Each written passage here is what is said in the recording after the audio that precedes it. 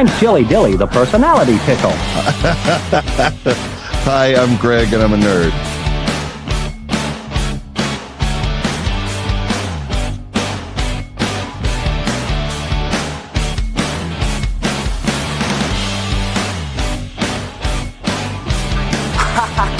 You must be kidding, aren't you? I have never seen anything like this. The worst part has been the actual watching of the movie. Some of these were pretty terrible.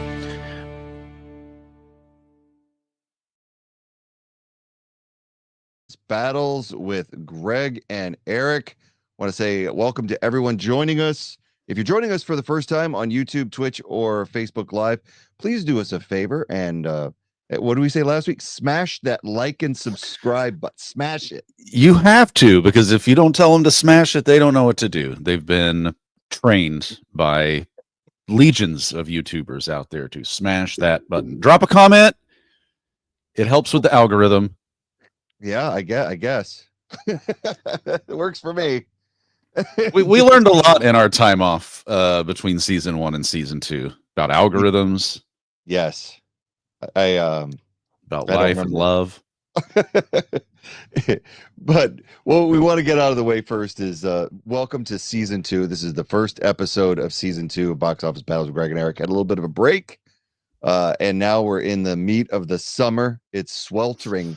It feels like Texas here in Ohio. It's like 98 degrees. Oh, yeah, it's insane. I can't even play golf in this weather, and that's saying something. But we are back. We're glad to be back, and we want to keep doing this for a while. So again, if you like the podcast, make sure you subscribe on whatever platform you like. We are on all platforms right now.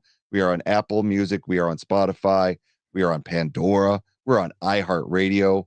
What else are we on? We're on Amazon Music. Did I say that? I don't know. I said Apple.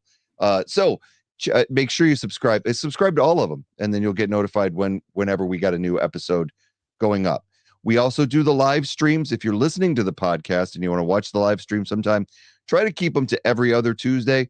But if you go to our Facebook page, and it's Box Office Battle Podcast, go to the Facebook page, like that, follow it. What do we say? Smash that like button, and then you can get all the info, especially like when we do the polls for the movies of whatever the battles are going to be. So you can check that out. You can also find out when we're going live on YouTube. Go to YouTube at Box Office Battle Podcast. You can subscribe there. Smash the subscribe. Hulk smash. Did people actually vote? Did we put this thing up? Like people did what they were told? Yes, I have the results of the poll, and people can still know vote. them.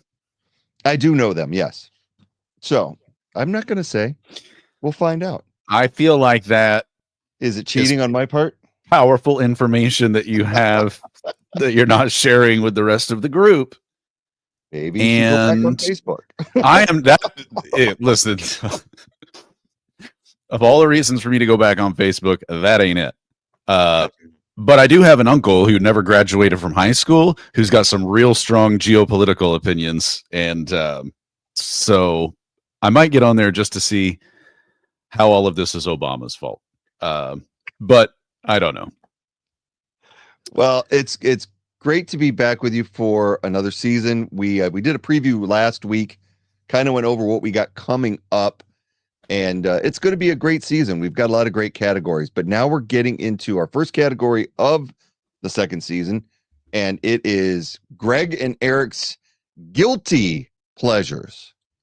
So these are movies that Eric and I both really like and adore, and maybe aren't the most popular films, or they could be, but it's not really for guys like us. Maybe they're a chick flick, maybe it's considered a chick flick, terms of endearment, or ordinary people. Yeah, I saw the porn of that. It was Ordinary Peepholes.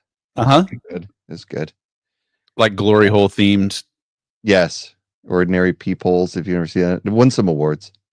But anyway, so but guilty pleasures, and not in that way, not as in watching Ordinary Peepholes for 15 minutes or less depending And on not who you are. growing up super religious and pleasuring yourself and then feeling guilty about it That's because all of your loved ones in heaven watched you do it, which is what we were told. and your Uncle Steve from outside your window watched as well. Yeah, Uncle Lonnie from inside my bed. So, anyway. So what we did was we set up a bracket with Eric's 4 guilty pleasure movies and 4 of mine, and bracket style. If you've never seen box office battles before, we make the movies go head to head each week until we get down to the final 2, and then they go to head to be the champion. So real quick, we ran over these during the season preview, but we're going to go over them again for the first episode. These are the picks that we have for the guilty pleasures tournament bracket. So we're starting with the 8 seed, and this is one of Eric's. It is Dude, Where's My Car? You trying to tell me every single movie in this list was ranked higher than Dude, Where's My Car on IMDb? So it was strategic because setting up the bracket, right? I bet it was. I wanted to give your movie the number 1 seed, your the best IMDb rated one, which happened to be the one that's the number 1 seed. I was almost revealed it. You almost had me reveal it before we got to number 1. That's a crucial error. But anyway, Crisis averted. So then I went down the line after that and did everything by IMDb rating. So you can look these up if you want. It was very close. Dude, Where's My Car? I trust you. I just feel like but it is the number 8 seed. Shouldn't be last place. It's fine. So yeah. Mike Leblanovitz says shout out to Uncle Lonnie. There you go. Yes. Federal penitentiary inmate number 261-D/69. Probably listening right now. Yes. Hey, Lonnie. And having a guilty pleasure. But anyway, number 7 is one of my films, very close in IMDb rating to Dude, Where's My Car? It is the Linda Blair classic from 1979, 1980. That is Roller Boogie. It is a guilty pleasure, and we'll find out when that comes around. After that, it's an Elvis film. This is one of mine from the 60s. This is Spin Out. Hey, baby, we're going to spin out. We're going to win this race. It's basically what it is. Spin it on out.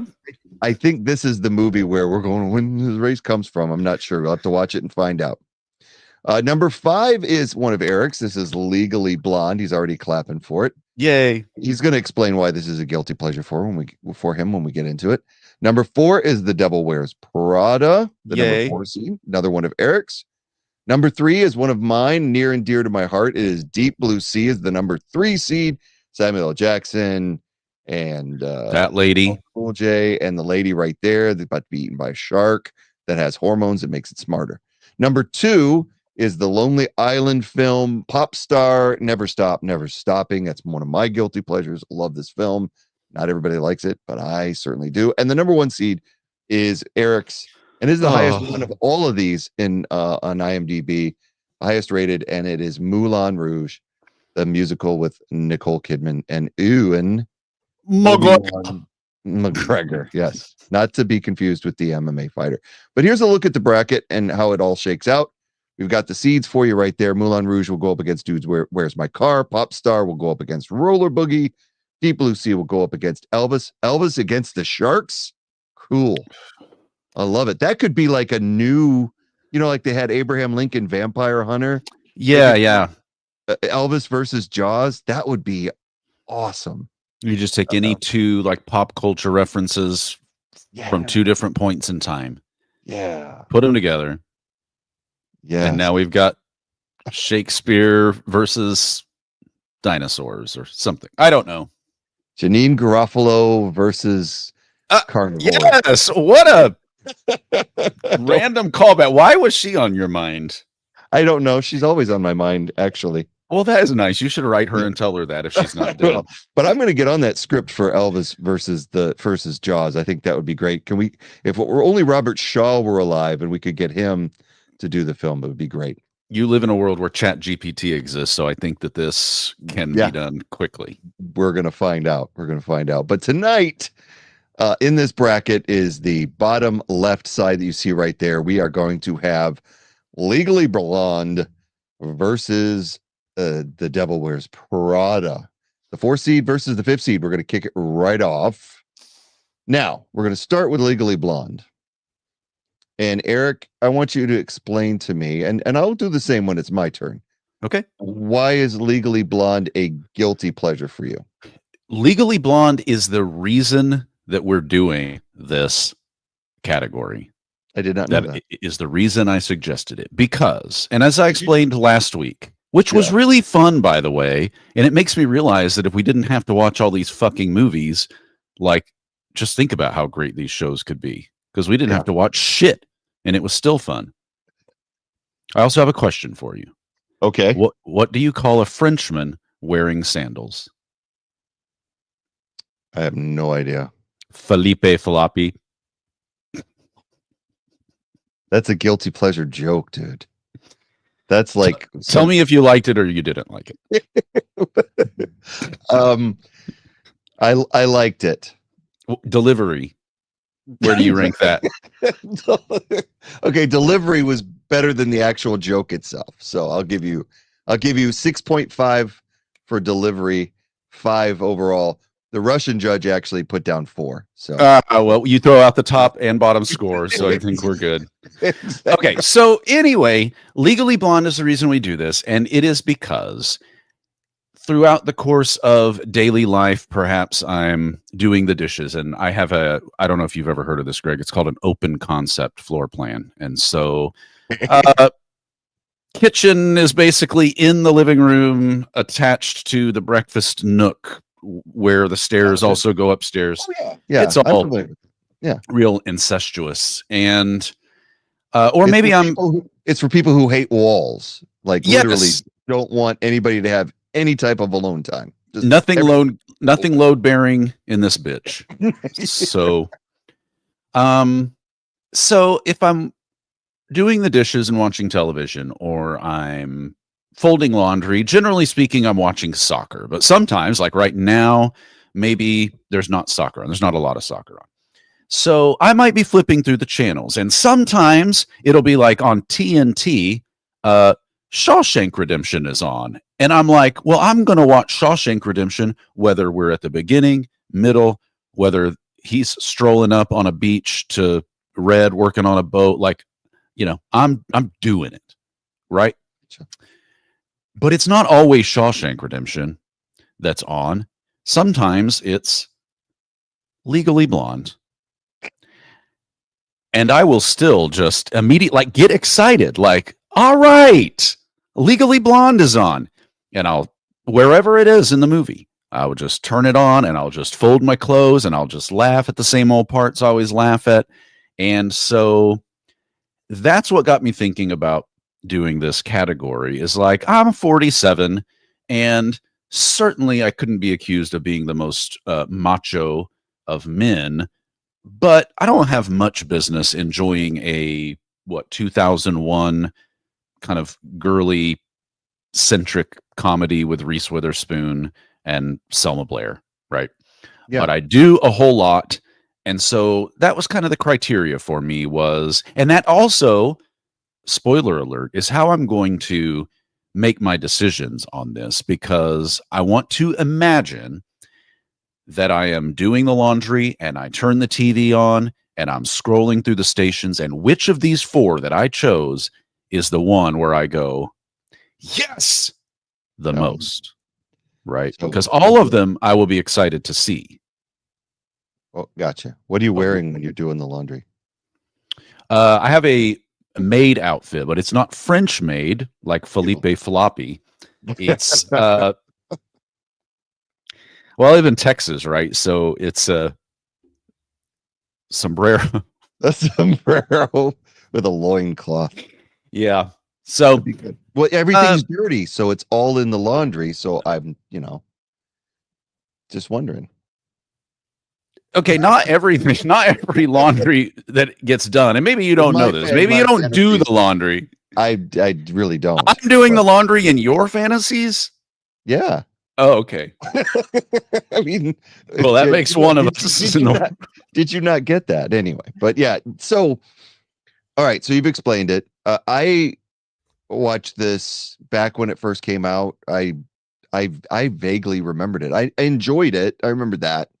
I did like it. So this was the first time I'd watched it in about 20 years, which was crazy to think about this being over 20 years old, nearly 25. Right, which means she's like 50 now, which is Yeah. so gross. But the thing was that for women, not for men. I said to my wife as we were watching it, I'm like, so say if I was in 84 and I'm a teenager and I'm going to see Ghostbusters in the theater, this is the equivalent to something that came out in 1960 that my mom would try to make me watch. And I'd be like, ew, I don't want to watch that. Like this bullshit Elvis movie we're about to watch. Hey, that's okay. Sorry. That Elvis is excluded from that. Elvis is excluded. But yeah, it's like I was going to say Shirley MacLaine. Like my mom liked Shirley MacLaine and had a lot of the movies from the 60s, and I wouldn't want to watch them. So I can only imagine that kids of today, 13, 14-year-olds, do they want to watch Reese Witherspoon? I don't know. What does everybody else think? Okay, well, let me tell you who does enjoy watching Reese Witherspoon that I found out yesterday. Okay. I went to my son's soccer game, and unlike the week before when he scored 7 goals, he scored 1 goal yesterday. They lost. But my dad came down from Oklahoma and surprised us at the game. So I rode back with him and the kids and back to my house.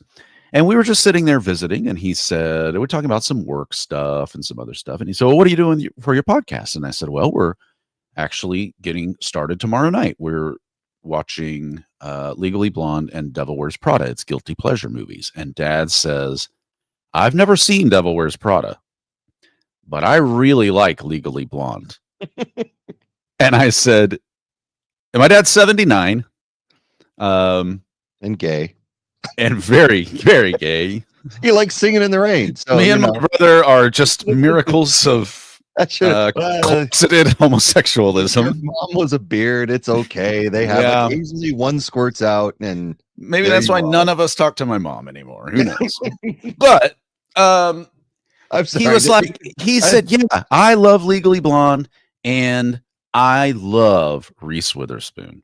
Nice. And I said, like father, like son, I guess, because like this was my choice. And he said, well, my vote is for Legally Blonde. So, but he's not seen the other one. But he's not seen the other one. So who knows? His vote is null and void. You have to see. I tried to tell him, well, you can't enforce that. I mean, there's no way that you know that. I'm sure you're just going to go with whatever suits your agenda for my movies, trying to make it through to whichever one of your movies gets through. I already know how all this works. It's exactly election interference. So I want to talk about Legally Blonde. Let's do that. Because, like you said, 2001, it stars Reese Witherspoon, as everybody knows, as Elle Woods, and her dog Bruiser Woods. And she's kind of a typical California sorority president, extraordinaire, very girly girl, and her very well-off, well-to-do East Coast boyfriend, who she believes will be proposing at the beginning of the movie, ends up breaking up with her because he is going to law school at Harvard. He can't be tied down with some hot bimbo. He says he needs a Jackie, not a Marilyn. He's off to Harvard. Guess what she does, Greg? She decides that she's going to become a beautician. You didn't have to guess because you watched the movie in theory. She studies hard, takes the LSAT, needs to score a 175, scores a 179. She gets into Harvard, wows the selection committee with her video submission to get in. Mm-hmm. Now, as we go through this, and I'm only setting that we don't usually go through all of the plot to this movie, but as I was thinking about this today, Greg, like this literal story from beginning to end could have been written by Shakespeare with different characters and different job titles or whatever, because you get a fish out of water protagonist. Gotcha. You get a kind of new place you know, a new setting that we're not used to. You get an antagonist who, spoiler alert, later on becomes friends. You have you've got a sympathetic, you know, wrongly accused person that we're trying to defend. And I just feel like Shakespeare, I mean, this is basically Othello. Okay, I chose that one because I don't have any idea what Othello is about. Do you know any Shakespeare other than Romeo and Juliet? Maybe a Hamlet? Could have been Macbeth. Macbeth. What's Macbeth? On the road to Venice, Versailles. I also know. But do you know what they're about? That's the key. What is Macbeth about? No Wikipedia. Stop looking it up. But one of my favorite of his was The Tempest. Ah, yes. The Tempest. And judging by the book cover, it's about a woman who stares off into a forest. A tempest. She stares into a tempest. And then there's Julius Caesar, and that's about. Yep, that's about the guy who Julius Caesar, apparently. His salads. Yeah. That was good. Taming of the Shrew. Midsummer Night's Dream. Yes. Oh my gosh. So this is definitely like Midsummer Night's Dream. Okay, see, that's what I was trying to say. I just got them mixed up. Anyway, this is fairly formulaic, but it's got enough.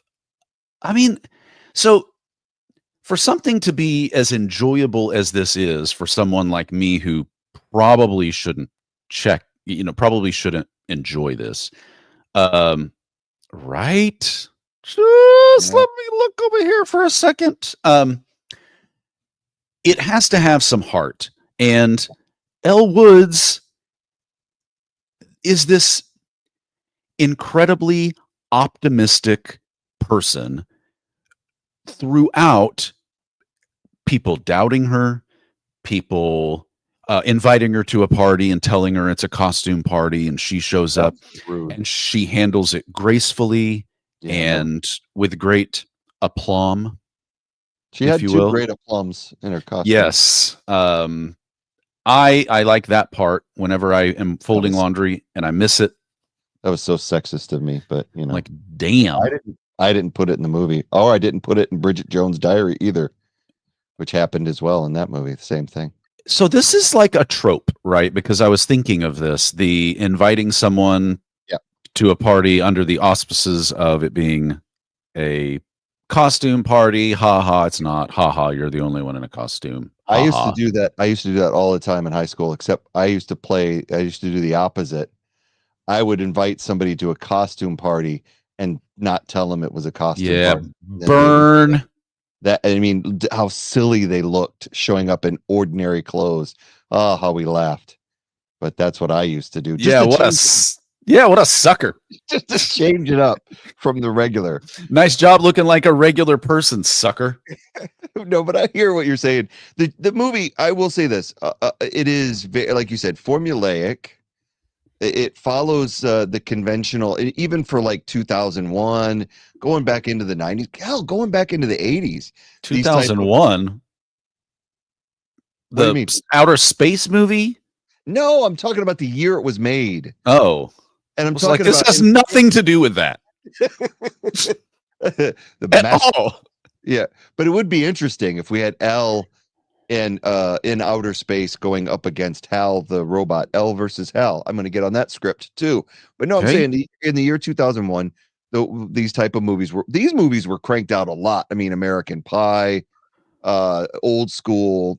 They were House Bunny. The House Bunny, yeah, it's another one. And then you go back in the 90s and you've got My Cousin Vinny, and you got Eddie Murphy and The Distinguished Gentleman. You have these fish out of water type of comedies where they get into like you said, a new setting that they're not familiar with, and we all laugh at how uncomfortable they are, but then they rise above it and become this, they overcome everything to become the master of this new environment. But here's the thing, like you said, you can do this over and over and over again. Mhm. But the key to doing a movie like this well, like Legally Blonde, which I think does it well, is you have to have characters that are likable. You have to have characters, the villains have to be kind of detestable. Yep. And you have to have all the supporting cast that adds something, so that you're always got something to look at that will make you smile. Because to be honest with you, when I started it, the very beginning, when she's hanging with her girlfriends, it's fine. But the screaming and we're doing this, it was like, okay. But when it took off was when you see Bruiser for the first time, and you start seeing the little subtle jokes that they do in the beginning, like her showing up to Harvard with the moving company, with the moving van, and calling her Malibu Barbie. I'm starting to snicker. It starts building on it. And then you build in the supporting cast, and as the supporting cast gets more and more screen time, they just accent the whole film. So you don't worry about the fact that it's, number one, totally implausible for this to happen. For it Says who? Don't give me that look. What do you mean? A blonde girl at Harvard, for crying out loud. Okay, right. Racist. It's not implausible. I think the other part of it, yeah, because you're right. All of the supporting characters have these unique little personality quirks and kind of, and they very much lean into some of the stereotypical personalities you find at a East Coast college, or like that type of thing. Yep. And so, but there's also an element of everything that's happening to her is unfair. She's nice. She worked hard to get into Harvard. It's like she's probably one of the most mistreated characters in film history. And I don't take that lightly. In fact, I was thinking about this, and I was thinking back to one of the first movies we did, Schindler's List. Yeah. And it's just like, it feels like some of those Jews probably would watch this and go, she like really didn't deserve that. I did not know. Did you wonder if I was? Yeah. I think really anytime somebody invokes Schindler's List, you really got to be on attention. When they made those poor people in the concentration camp dress up like Playboy bunnies, that's something they can really relate to when they watch this film. So, and I can joke about this because I did have a great uncle who died in the Holocaust. Okay. Well, he fell out of a guard tower at Auschwitz and died on impact. And it was really sad for like all of the other Third Reichers kind of in the general vicinity. It's been a fun podcast, everybody. Thank you for joining us on Box Office Battles for another season. Y'all smash that subscribe button if you haven't already. Oh my God. How did we get here? Stop. Because she is mistreated, as were some of the minor characters in Schindler's List. And that's all I was saying. Okay. So, obviously this film is more fun than Schindler's List, and we're not comparing it. We're going to compare it to Devil Wears Prada later on. Yes. The movie, if you're going to, like you said, if it's going to be formulaic, if it's going to kind of check all of the boxes for all of the traditional things that like Western audiences look for in these types of films, it checks every one of those boxes. It has a courtroom scene at the end, so if you're going to set this at law school and you're going to, this is where she commits a felony for the first time in representing herself as an attorney when she is not one. Maybe it's not a felony in, where's Harvard? Massachusetts? Massachusetts. I think you could do a lot of things in Massachusetts that people don't care about. So that's such an odd statement to make. I lived there for a few years. It's pretty open. It's a pretty When open. you were at Harvard and you were a janitor there, and one time a professor left some math on a whiteboard, Yep. what I happened said- next? I asked him how you like them apples. I said, Yeah, "Do you like apples?" Yeah. What a comeback! Good stuff. got him. But no, it like you said, it has a great courtroom scene. Of course, it reminds me of dating myself, Perry Mason, that those type of environment. They said that I saw that in the when reading up on the film that it was inspired by My Cousin Vinny and that scene with Marissa Tomei in that film where she does the similar thing. So again, these movies borrow from each other, but it works really well in this one. I thought the courtroom scene was hilarious. And the courtroom scene is great. They're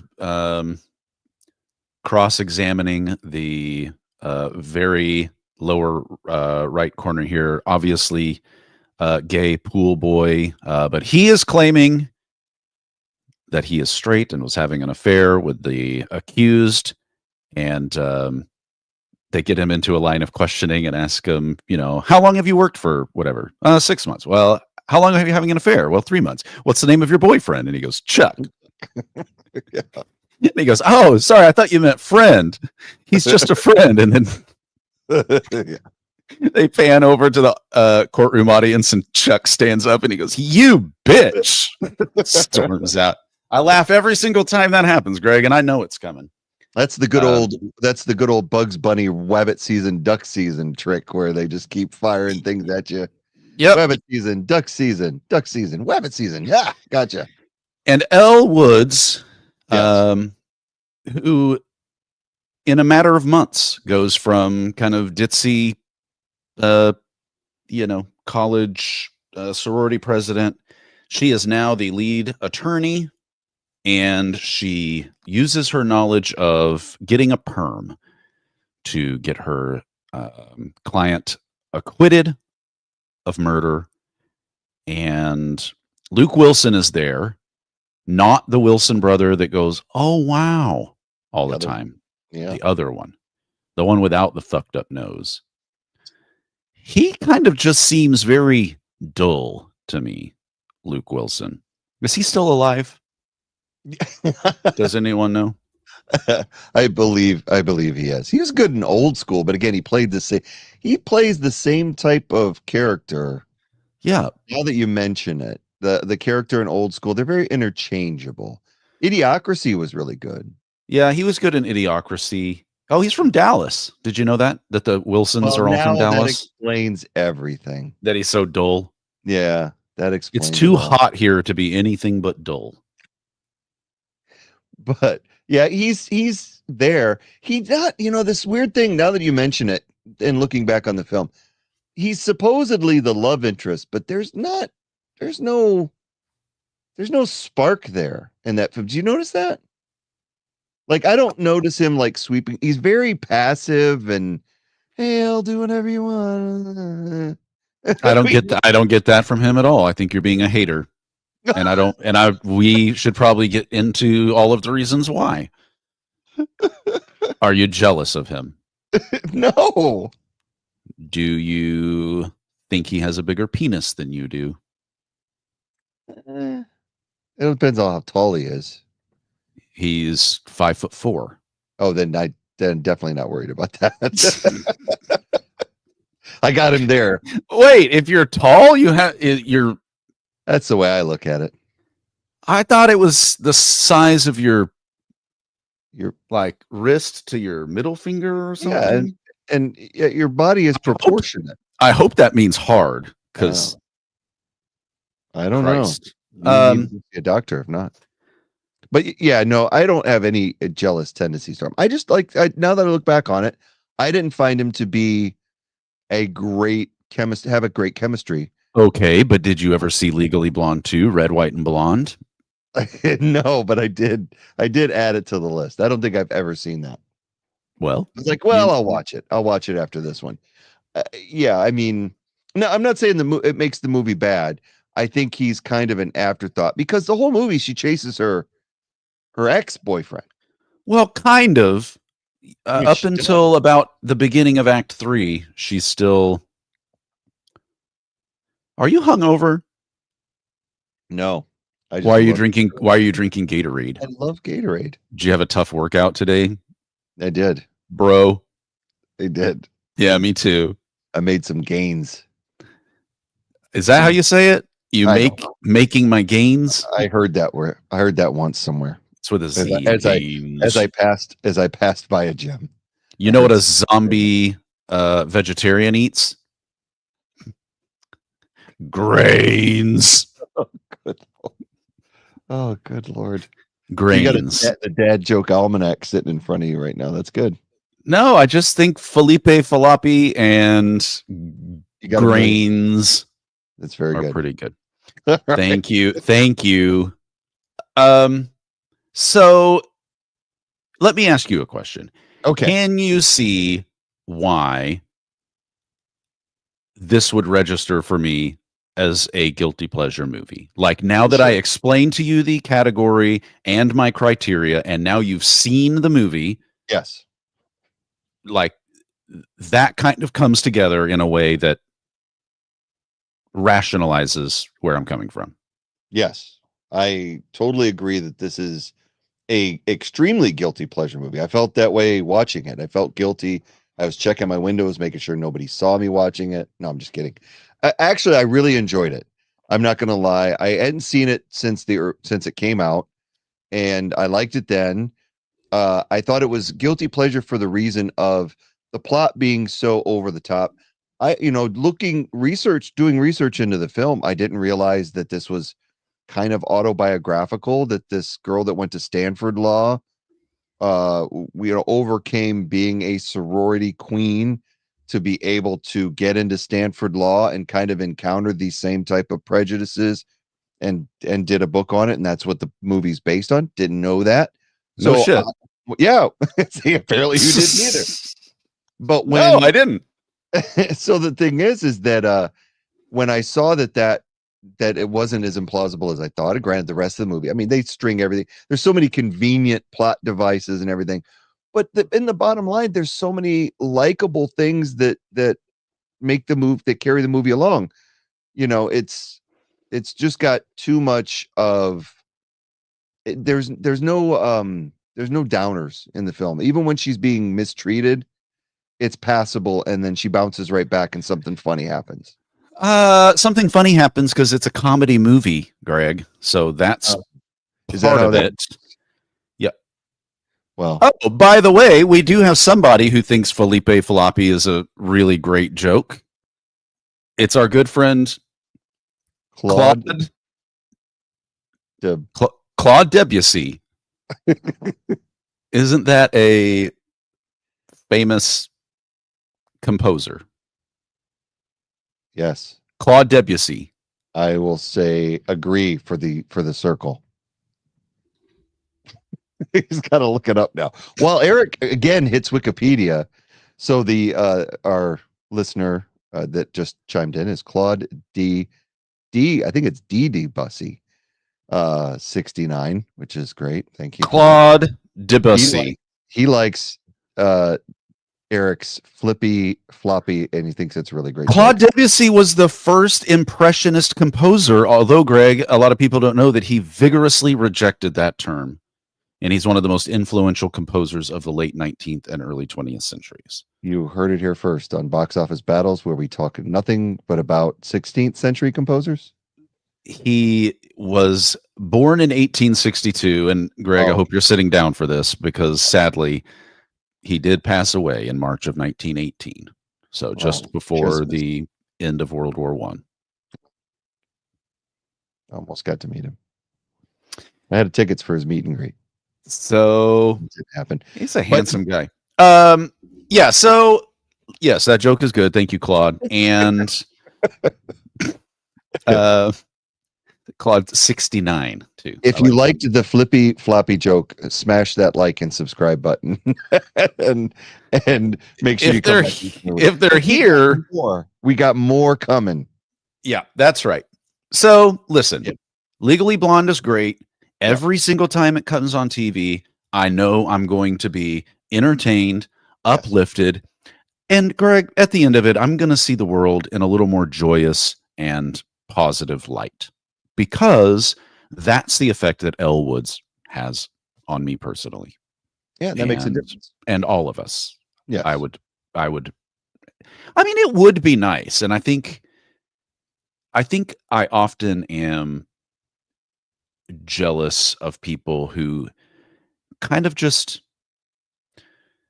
go with the flow and don't get too aggravated about things. And like, I get really aggravated about things, and I'm pretty opinionated. No. Excuse me. I try really hard No. in my everyday life to not, get into that stuff. It doesn't matter. I don't need to debate every person I see on everything that I believe.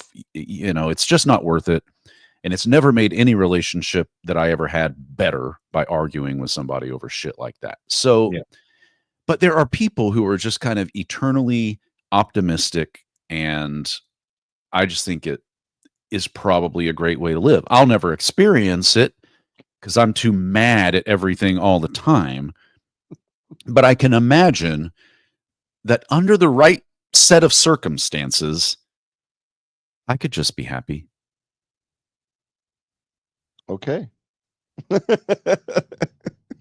Well, what circumstances would that be? I mean, just like everything has to be perfect, because that's the thing. If that's the case, then you're striving toward that, and you're always going to be frustrated. So have to be able to find out how to be happy when the world is like the guy in the meme with the flames are everywhere, and he's drinking his coffee saying, "I'm fine." That's where you've got to find your eternal optimism, like Elle Woods. So I'm just saying. This is fine. All right, there you go. Perfect. You're working on it. Well, the thing is that it is like I said, it's a sugary film. There's nothing wrong with it at all. Especially if it's a Saturday afternoon and you got nothing else to watch. Yeah, it harkens back to older comedies. I think that we've touched on that. Good performances. The cast is amazing considering that in 2001 a lot of them were starting off. Jennifer Coolidge, we haven't even really brought her up. Yeah. I forgot she was in it, and I didn't realize she was in it that much. And again, talking about the supporting cast bringing, lightheartedness to the film, she, like, without her character, I may have liked the film less, because she adds a lot of spice to that type of comedy where she's just got the delivery down, the awkward smiles at the UPS guy. It's just great stuff. So you have this little subplot with her being helped by Elle to come out of her shell, and it does a great bit for the movie. And other characters, like, say, we mentioned Selma Blair's in it, Linda Cardinelli, who's like 25, Ali Larder, we already talked about Luke Wilson, Victor Garber. So many people were in it. Raquel Welch. So it had a really amazing cast for that type of film. So it has that. It has anything that you would want from that kind of film. And I truly looked at my wife. I said, this is definitely a guilty pleasure film. Eric did pick right. So good job. Okay. All right. Thank you. Well, sadly, it can't just win by default, because we do have to put it up against another movie. Oh man, that I enjoy for different reasons. This is The Devil Wears Prada. It's Meryl Streep and Anne Hathaway. Stanley Tucci is in it as the fairy godmother character, no pun intended. And how long do you think I've been sitting on that one? About That's what Stanley Tucci said. Yeah.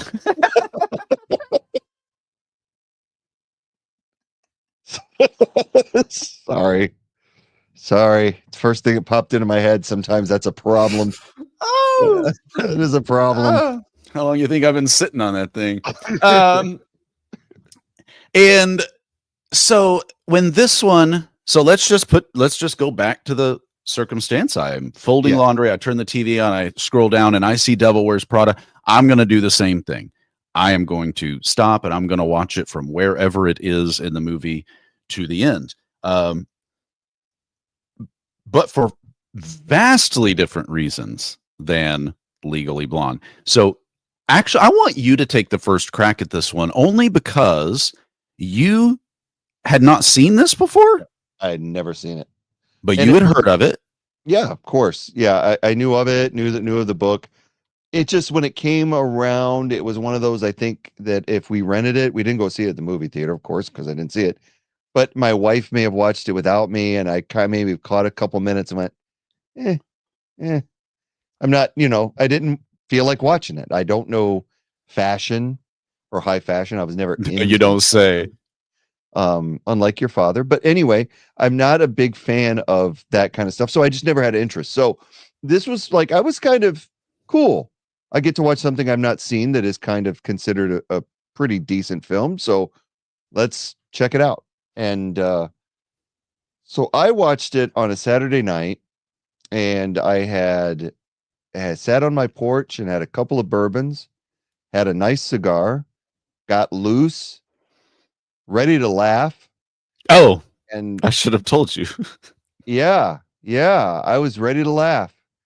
And I felt like one of those Vietnam vets that kept having flashbacks, and the bombs were going off and the chopper blades. And I'm sitting there, pouring another glass of bourbon going, holy shit, this is abusive. Yeah. It is dark. And I did not expect it. I figured from what I saw in the previews that their people are snarky. But dude, I was like, I had no idea. And some people don't look at it that way. Some people see it as it's just lighthearted. But I didn't see it that way at all. I was like, they're evil. They really are the devil. The Miranda, played by Meryl Streep. I mean, horrible. Just the worst person probably one of the worst person I've ever seen in a movie. And it's probably made worse by the fact that this is very much that character is based on Anna Wintour, who is the editor in chief, or was at one time of Vogue magazine, I believe. Yeah. And kind of notoriously frigid, notoriously high expectations and work ethic. And if I'm here at the office at 4 a.m., you need to be here at the office at 3:30 a.m. to prepare for my arrival at the office. And yes, she is. It's this crazy, abusive, manipulative use of power. And obviously, we'll kind of get into some of the plot and as we move on into the film, and you realize that she is a broken, scared, um, I'm sure fashion as an industry is probably particularly problematic because of the emphasis on appearance. And so older women who are in that industry probably face a lot of pressure in aging gracefully or on the other hand, not aging at all. And so doing everything you can to kind of maintain youth. I mean, this is a billion-dollar industry of, and I don't mean this to be dramatic, but kind of preying upon insecurities. I was reading the other day that like Facebook's algorithm would serve up ads for makeup when certain demographic of women would like delete a photo from their profile. The thought being that they were unhappy with the way they looked, and let's serve up an ad for a product that promises, whatever. So, we see Miranda,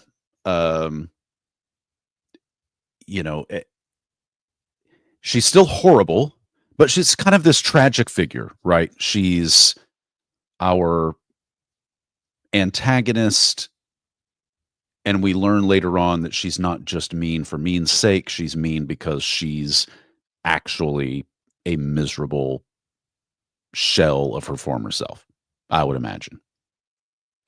Yeah, I mean, I get that from her marital problems and struggles with other agencies, struggles within her own magazine to trying to oust her, and the work that she has to do. I get all that.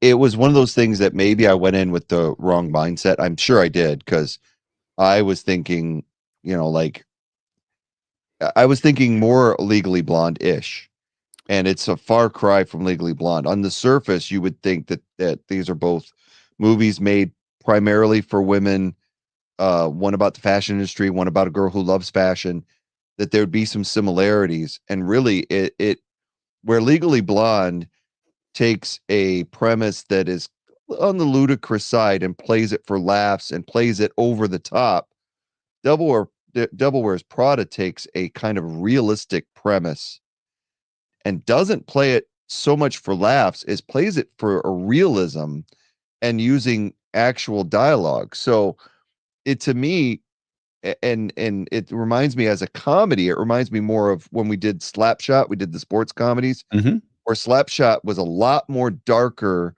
than Caddyshack or Happy Gilmore, because it had that edge to it of the underlying problem within the community that supported minor league hockey. Yeah. Now, that being said, it totally killed my buzz. It was like I was like a happy little camper. My wife had seen the film. She's looking at me, and I think every 5 minutes I'm just going, and I will tell you why. So I'm going to explain this. I'm going to try to make this as brief as I can. But everybody knows, and people who've listened to the show, I was in the Air Force for 22 years. And I went through basic training. Basic training was not really so much like Devil Wears Prada. They yell at you a lot. They say a lot of nasty things, but there's tons of people there. You just kind of get in line. But midway through my Air Force career, I decided to go into recruiting as a temporary duty for 3 years. And my first year was pretty decent. I had a good time. And then my second year, I got an individual. I'm not going to give his name out. He took over as my flight chief, and he was Miranda times 1,000. So our first meeting with the 6 recruiters that are under him, he says, if you don't produce for me, he does the Glenn Ross speech. You see this gold watch? Coffee is for clothes. I'm like, dude, he's getting this from freaking Glenn Ross. But what he did to me started off a really bad relationship. He said, I have the ID card of every airman that I've personally kicked out of the Air Force, and I'll put yours in my desk drawer as well. I'll put your family on the street. I'll make you effing homeless. And then it just started from there. He motivated through those type of tactics, and none of us appreciated it, or none of us responded to it very well. It was a very, very, very dark time in my life, and so I dealt with that constantly. So for an example, like what ends up happening with Andrea in the film, I was trying to stay fit. I'm in the Air Force, but I'm working 12 hours a day or more. And I have gym time that I have built into the day, but I have my cell phone on me. He knew when I went to the gym because it was on his calendar. It was on everybody's calendar. He would literally call me at the gym and ask where I was, why I wasn't in the office, knowing he would do it every day at the same time. Anytime I went to the gym, where are you at? Why aren't you in your office? Why are you at this school? Why are you doing this? And it was, why? Oh, yeah, I forgot. Bullshit. He found out that 3 of us recruiters lived in the same cul-de-sac. We were all friends and we all hung out together. He deliberately moved in a house across What? the street, and he would not go to his office. He would sit at his kitchen table and watch us through his window when we left for work. We ended up having to park down the street and sneak in our own back doors, because if you drove home and it was 6:30 at night, your cell phone would go off and go, what the F you doing home? What in what's the world, dude? So How I do could people go like into that. Oh, well, happy endings do exist because we all survived it. We went through, there's more. I'm not going to get into too much. Maybe over beers, we can go out and tell you some really good stories. But in the end, what I found out, a friend of mine sent me a newspaper clipping that He got had, AIDS. Yep, he did, and he died of AIDS. But Full blown AIDS. Wow. no, what ended up happening was he ended up threatening his new troop down in South Carolina, where I was in Boston at the time. He had moved down there and became a superintendent, so he had more people under him, and he was known for threatening to throat punch people, put people through a wall, blah blah blah. He'd say it all the time. Well, a bunch of them recorded him and then took it up to the inspector general, and he got his ass kicked out. So that was a nice end of the story that I found out much later. I was actually in England. Somebody emailed me the newspaper clipping. So anyway, said all that to say this: this movie triggered all of those responses, and I get it's fashion, but the way they treated Anne Hathaway in this film, and Emily Blunt, and anybody that worked under Meryl Streep, I had so much sympathy. I couldn't find it funny because I had been in that situation. Instead, like I said, I was having Vietnam flashbacks. Yeah. And I had to tell the wife, I said, I'm sorry, this is not for me because of the abuse. I get where it can be funny for other people, but when you go through something like that, it's tough. I mean, it was on the verge of suicidal at times for everybody. There was a time, last story I'll say, was that all six of us were sitting around a table having drinks at a conference, and we started talking about our problems. And one guy said, I don't know how many times I've driven over an overpass and just thought of turning right. Yeah. And everybody at the table went, yeah, me too. Yeah, I feel the same way. And that's what this asshole did to all of us. And that's what she did. So and I'm sure he had his problems. I guarantee you he did. His mother didn't love him enough. Maybe his father sodomized him. I don't know. But I know that he took it out on us, and that didn't necessarily make it fair. So when Meryl Streep, they show her that she's broken, I'm still like, fuck her. I don't like her. I can't, she'll never win me over. And at the end, where, spoiler alert for those who haven't seen Devil Wears Prada, in the end, where Anne Hathaway kind of gives up on it and goes back, I felt it like when I went back to regular Air Force and I got out of recruiting, I was like, why the hell did I even do that in the first place? Okay, I have a counterpoint question. Yeah, go for it. Yes. Have you ever considered that maybe you deserved it?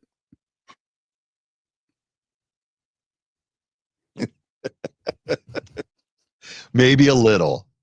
No, I was only working 12 hours a day, 6 days a week, a little bit on Saturday. But no, I probably deserved it a little bit. But no. Yeah, and that's another thing. It was like I felt for Anne Hathaway. There's the whole Stanley Tucci moment when where he kind of lays down the law. People would kill to be where you're at. Blah blah blah blah. Shut up, stop whining. My problem with that was, yes, people would kill to have Andrea's job in Devil Wears Prada, and she's lucky to have it. But that doesn't excuse the fact that she has no personal life, that she's on call 24/7 because somebody is infantile. Well, and so that is kind of, we get into, because we've talked a lot about our antagonist here, but Anne Hathaway is kind of co-lead in this movie, and she's the protagonist. She doesn't care about the fashion industry. She just wants to be a journalist. Right. And she says early in the movie that, it was either this or, I don't know, some like Farmer's Almanac, something or other, And, but it's a character study in the effects of that type of environment, that type of mistreatment, that type of abuse. Yeah.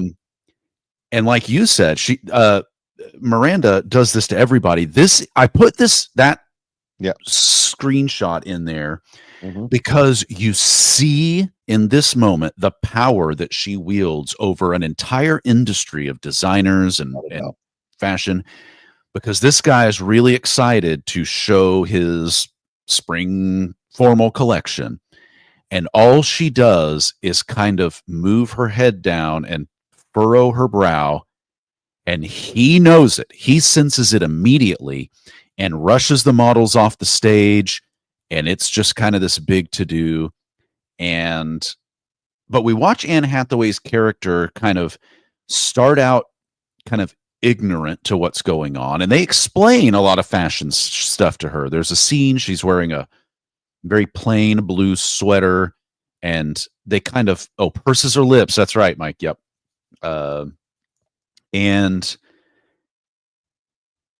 Miranda laughs and is like, you think all of this is, not for you, but she goes on to say, Oscar de la Renta had this color in his spring 1996 thing, and then a year later it starts showing up in other things, and as it works down, the fashion from top to bottom, and we have like fast fashion stores, and for a while that was your Forever 21s and your H&Ms, and now it's online with Shein and Temu and like these other kind of online for sure.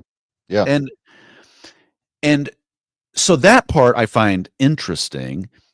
And then we watch Andrea kind of lean into it, right? So Stanley Tucci comes in, and I said fairy godmother, but he does kind of act in that role of kind of confidant and advisor, and kind of holds her hand through, this is how you navigate this really intense situation you find yourself in. And Andy leans into it, and all of a sudden she's more fashionable, and taking expensive handbags to her friends, and this kind of stuff. But we see from her friends that she's changing.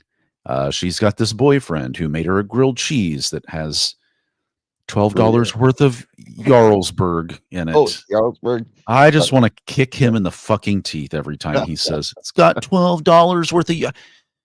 In 2006, Yeah, I know, right? how much fucking Jarlsberg? You're a chef. Like, quit this shit. Yeah. That's a good point. I didn't. And like so it. we watch her. Entourage, though. I've never seen Entourage. Oh, Not a single second sure. of that show. Oh, interesting. I feel like I'd be very annoyed. You probably would be. It's a bros type of show. Yeah. And I'm all about the hose. It's a weird thing to say. Well, you picked Devil Wears Prada and Legally Blonde, so you're hose before bros. Apparently, you wouldn't like Entourage. No, I just think that I have girls is more your speed. I have a sophisticated and open-minded view of movies that traditionally eschews the male viewpoint. Nice. And whatever. So, yeah, I mean, she leans into it so hard that she starts to become cutthroat. She starts to become like Miranda, and as it goes on, and she starts to see the inner workings of this machine and how it chews people up and spits them out. Then she turns her back on that, and by the end, she just wants to go get a job at the Des Moines Register or whatever it is. But I think what I like about this is that there's a lot of character development in a really short amount of time, specifically for Andy. And I mean, we see the naivety and innocence. We see the kind of cluelessness and ignorance into, well, she says at the beginning that she's smart and she'll work hard, and watching that turn into success, but at what cost. And I think that's to me the moral of this whole story for both of these characters. At what cost success? And I just think it's done maybe not really well. Maybe there's films who take that premise that you can be successful if you're willing to basically be a psychopath, not care about others, not take into consideration how your actions affect others, and you can be successful in doing that, but at what cost? And maybe I don't watch any movies except for the movies we watch for this show. That's why I'm on this show, because I'm dumb, because I don't know anything about movies. So you probably have a handful of examples of movies that are kind of centered around that theme, and they probably do it better. But I think this one, I mean, first of all, Meryl Streep's acting is fantastic. I don't know that I can say the same for Anne Hathaway, um, but Meryl Streep for sure, as she generally is at the top of her game in this. And you know, I'm impressed.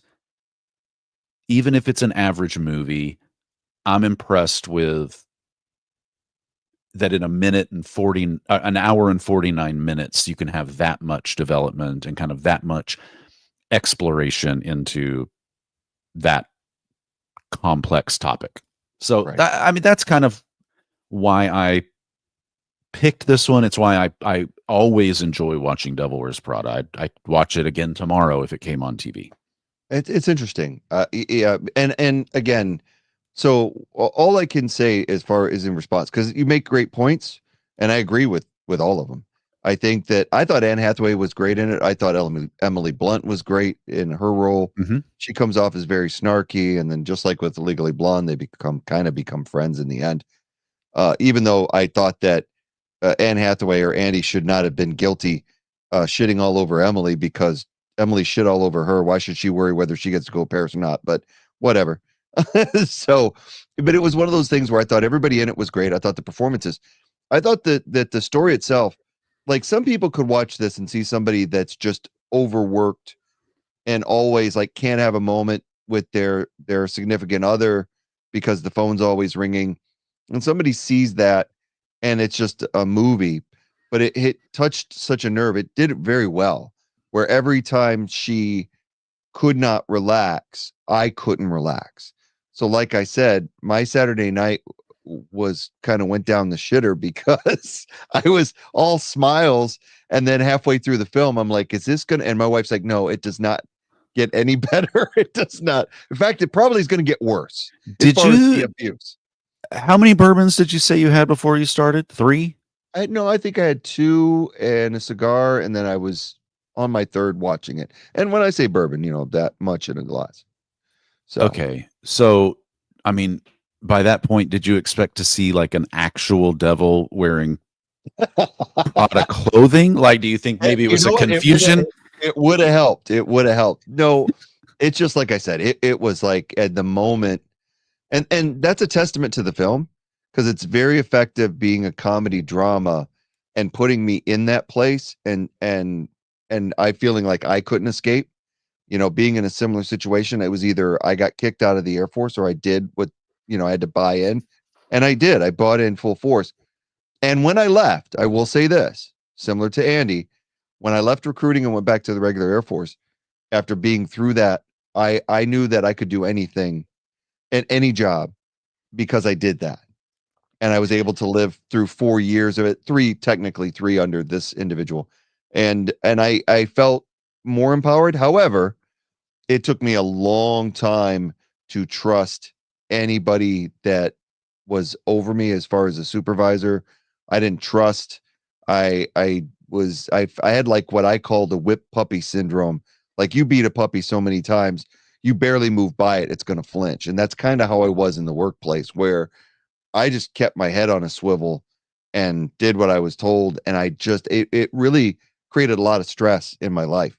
So the way that connects to the movie, and I don't want to keep going down that road, that's the last I'll say about that, is that the way it connects to the movie is it did hit a nerve and captivated me. And I think I was expecting more humor, and the humor that was there, I didn't find funny because it was abusive. And I'm usually the type of person where I can watch it. You love abuse. I know. You've always said that. Sexual, emotional, physical, like you love all of it. I remember you laughing so hard at Schindler's List. No. I can deal with like frat guy movies and bullying people, that type of stuff. I can deal with that. This one, the reason it worked on me was that it was playing off of the realism, and it did make me remember things that I didn't want to. So, but I mean, I commend it on the way it did it. It is a good film. Probably not something I would watch again for that very reason. Okay, Uh, may I please ask you, yes. because you are the one of the two of us who knows anything about movies, I'm not saying that The Devil Wears Prada deserves to be looked at, by some graduate student in an academic setting, Mhm. but from an academic standpoint of, like how good movies are different than bad movies, like, Mhm. does this move the needle for you in any way, creatively, in any way, characters, in any way, Yeah. storytelling? So objectively, taking my personal trauma out of the film and just looking at it as a lover of cinema, I wouldn't say it's perfect. Like we said, it does have its flaws, but overall, performances are tight, especially Meryl Streep and Stanley Tucci. Very easy to watch. And if you can do anything, you can watch those two act, and you've got a good film there. The story, as it relates to Anna Wintour and Vogue and the parallels, are very interesting. Looking at the history of the film, she scared so many people that so many designers and models refused to be in the film because they didn't want to piss her off. Yeah. And that's believable. So when you take that into consideration, as a film crafted wise, I would say it ranks very high on that type of scale of this genre.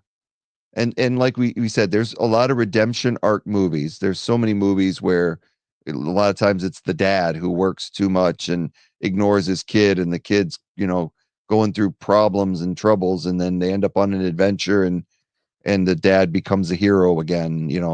And so those are great story arcs. I think in this one, it was played a little bit more to a realistic effect, to where Anne Hathaway's character, did not get everything she wanted or thought that she wanted. Yeah. And she ended up kind of crashing down and going back to a simpler life, which is what a lot of people strive to do when they go through that type of environment, is you Yeah. want to strip that away. And Meryl Streep's character is kind of sad because she never gets out of it. She ends up losing her husband.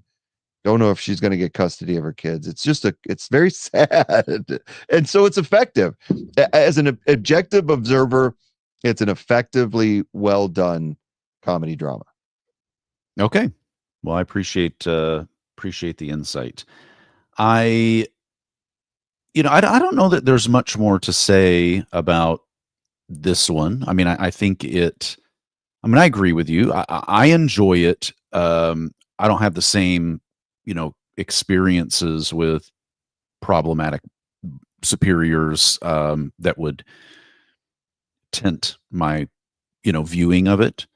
Um, so kind of without having that sitting in the back of my mind, I do just tend to focus on, like I said earlier, the character development and the at what cost element of it. And I think it's done really well. I mean, listen, this movie is a 7.0 on IMDb. Legally Blonde, I think, was a 6.5 or Yeah. some such. I mean, we're talking about two basically average movies, in their, a C plus type, or C minus, type area. Comedies always get judged harder because they're not generally seen as groundbreaking cinema unless it's really something specific, like Blazing Saddles, is seen Oh, for sure. as Yeah. as really important cinema, even though it's a comedy. When most of those films that are seen that way are dramas. So Legally Blonde, you know, is not going to rank high on anybody's list because it's schmaltzy and it's whatever it is. Um, and Devil Wears Prada, I think, good intentions of the story aside, and good performances by the actors and actresses aside, is just okay. But that's why they're guilty pleasures to me. They don't have to be good movies. I guarantee you, everybody's got a list of movies that they can say, I know this movie sucks. I love it anyway. I've got one of those on my list. I picked 3 that I think are pretty okay. And I know Dude, Where's My Car is the shittiest movie ever made. I love it. So we'll get into that later. Yeah. Wait till you watch Roller Boogie. No, I mean, I didn't want to say that because that's your movie. I'm not trying to poison the well before we get to. I am not going to sugarcoat it. The movie, I won't say it's bad because I can't look at it as bad, but it's not something that if we're going to sit around, in a living room as a family or a group of friends, and I'm going to pick a movie out, it's the last one I'm going to pick. It's the one if I'm by myself. Be one of the first ones. So I would not subject other people to it. No, wait a second. When you say pick a movie, yes, you mean like a DVD?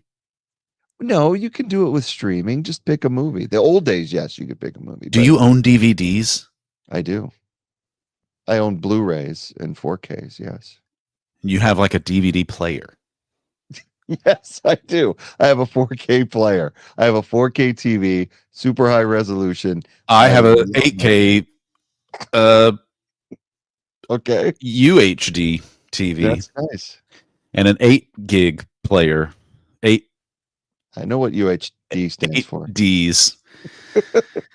I don't own any. Yeah, I like CDs. CDs.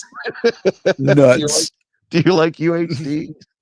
I don't own a DVD player. I know I could go down to Walmart and get one for like $8, because they're pretty common technology from Bangladesh these days, and that's fine.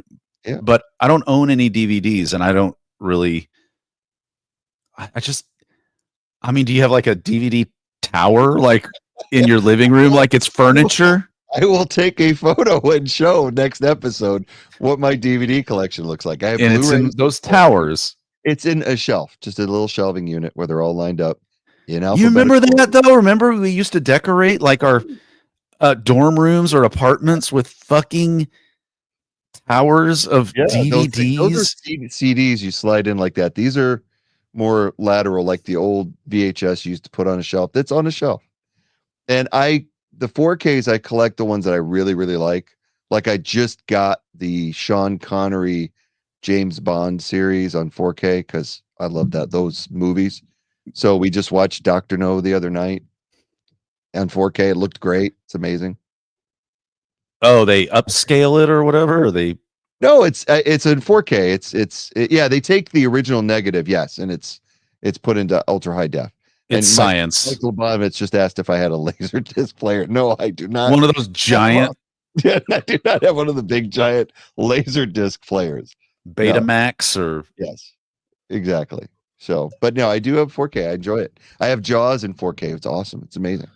Cool, dude. It looks different because I do streaming, but I will get a disc of something I really, really, really like, which I like a lot. But yeah, like Butt Bongo Fiesta 6. Oh, it's amazing in ultra high def. Yeah, I bet it is. You can almost smell the bongos. You could see the pimples. Oh, every ass. It's great. Yeah.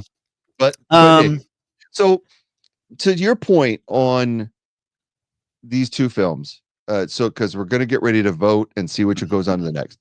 I don't think Devil Wears Prada is a average film. I do think it's a better film structurally and then Legally Blonde. I do think that it's a better film overall in direction, acting, and everything like that. But when it comes to guilty pleasures, I think that the Legally Blonde is one of those that it's like having candy in the middle of the night when you shouldn't have it to me, or sneaking into the fridge to have the leftovers when you shouldn't be eating at 12 o'clock at night.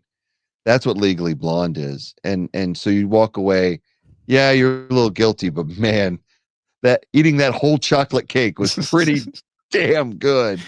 I'm not gonna lie. And so to me, Devil Wears Prada is the same in a different way. It's like if I had to eat a bag of shit out of an 18 karat gold bag, but I had to eat it, I wouldn't feel good about it. Yeah, it's still shit. You know, It's still shit. So that's where I come into play with this. So if I had to vote for one, I'm not down knocking Devil Wears Prada as a film. I had more fun and had a great time as a guilty pleasure. And again, I would watch Legally Blonde again. I didn't realize that I liked it as much as I did. And when it was over, I was I literally looked at my wife because we'd watched Devil Wears Prada on Saturday and she knew I was traumatized. And then we watched this last night. I looked over, I said, that is a guilty pleasure movie. That is sugary candy that I needed. And I am an evangelist for Legally Blonde. I tell people, like, if you don't like this, you're just being intentionally like argumentative or contrary, because if you will watch it, then you will like it. Yep. So your vote is for Legally Blonde. For sure. My vote is for Legally Blonde. Okay. I was wondering. You sounded pretty high on Devil Wears Prada there for a minute. I am high on all four of these movies, but Legally Blonde, first of all, from a meeting the criteria standpoint, definitely is much more of a guilty pleasure. Pleasure is like part of the 2-word description we're using for these movies, so it was pleasurable. Yes. And I only feel guilty because I think I'm supposed to, because I really am loud and proud about, like, anybody who knows me knows I like Legally Blonde. Like, it is a joke, and that's fine because I am unapologetic about the things that I like. So our winner, Greg, for this week, what was the audience vote? 75% of the votes were for Legally Blonde. Okay. So man, tie break. So yeah, it was. So really, it's Mike who is fucking. Yeah, Mike's on. the only one. Mike's the only one. Now, Mike Lobanovitz.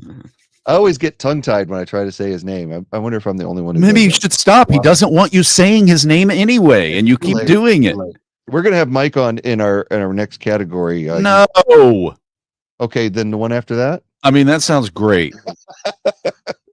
But he's been a listener since day one, and he's always here for every episode. So we thank you for your comments. We thank you for everybody else who stopped in and left a comment on the YouTube or on the Facebook Live or the Twitch. We really appreciate it. Mike is on the Twitch. So if you ever want to join us, you know where to find us. We are on YouTube at Box Office Battle Podcast. It's right there on your screen. Twitch is Box Office Battle Pod. And then if you have a suggestion for a future category, or if you want to vote on an upcoming film, you can email us at boxofficebattles@gmail.com. Our next broadcast is going to be on Wednesday after the 4th of July. It'll be the 9th of July. Battle 2 in the Guilty Pleasures bracket is going to be the 2 seed. This is my side of the bracket. Popstar, Never Stop, Never Stopping, and Roller Boogie, the number 7 seed. You're going to love it, Eric. I suggest you have a few bourbons before you watch. Yeah, and then start crying. And then it'll be so much better if you drink before either of these films. I'm just saying, you'll enjoy it. So check in with us on Wednesday, 9 July for our next battle, which is Popstar versus Roller Boogie. Eric, it's been a pleasure, man. Season 2 is started and we're off and rolling. We nailed it. We always do that. I don't know why you always say it's going to be terrible. It's going to be awesome. It's always awesome. Is that it for you? No, I mean, I want everybody to have a great couple of weeks if you're in the United States and America. enjoy the 4th of July holiday. Be safe. And until we see you on the 9th, be excellent to each other. We'll see y'all then. Exactly. Have a great 4th, everyone, and we'll see you on 9 July.